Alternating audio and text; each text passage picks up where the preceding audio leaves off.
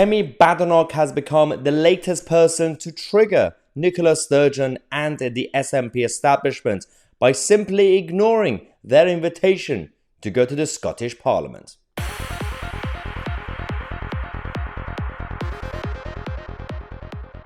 Oh yes, Kemi Badenoch is back, and she's managed to create the headlines and completely trigger the Scot Nats by not doing anything. This is quite fascinating what's going on. I love how these idiots think that the Scottish Parliament is some sort of weird sovereign parliament. It's just a big council chamber. It's like an assembly. You're just there to do your own regional and local domestic policies. You're not there to create your own country. But of course, they are not happy about the way Westminster is blocking the gender bill. And so they asked, firstly, Alistair Jack, who's the Secretary of State, and then Kemi Badenoch to go to the Scottish Parliament.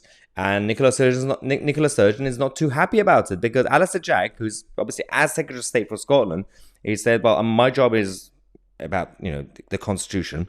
So he said, if you want to contact anybody, go to Kemi Badenoch, because she's also Equalities Minister. And they said, well, this matter is about equalities. It's about gender bill, right? So Alistair Jack said, well, he said he won't be speaking to the Equalities Committee of the Scottish Parliament because my job is constitutional. So that makes sense. But then Kemi Badenoch also basically ignored it, because the issue is not really about the equalities matter. It is a constitutional issue. Any bill that affects the whole of the UK, you do not have access to it as Scottish Parliament or the Welsh Assembly. It doesn't work that way. If it only affects your domestic issues in Scotland, then it's fine. It's part of the evolution as a package.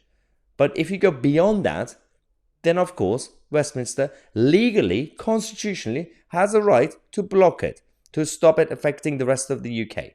Now, the SNP are not happy. They released a statement. This is brilliant. This is a disgraceful insult to the Scottish Parliament. The evolution is not about what Westminster thinks is acceptable. It is about the right of the Scottish Parliament to pass laws that best meet the needs of the people who live here. Okay, yes, as we said, the laws that meet the needs of the people who live in Scotland, yes, not the rest of the UK. Secondly, the evolution is about what Westminster thinks is acceptable. You do not have a full parliament. If you become independent, if you manage to win the argument in Scotland, if you could get your 70% or 80% of the Scottish people to actually be in favour of isolation, then fine. Right now, the parliament is not a real parliament. It's not the same thing. And while the issue is still 50-50, and in fact, as we reported on the channel this week, it's now gone down. The SNP side is now about 42-45%. They're polling at that in terms of the Yes campaign, the people who want to leave the United Kingdom. And you wonder why people are kicking off about this.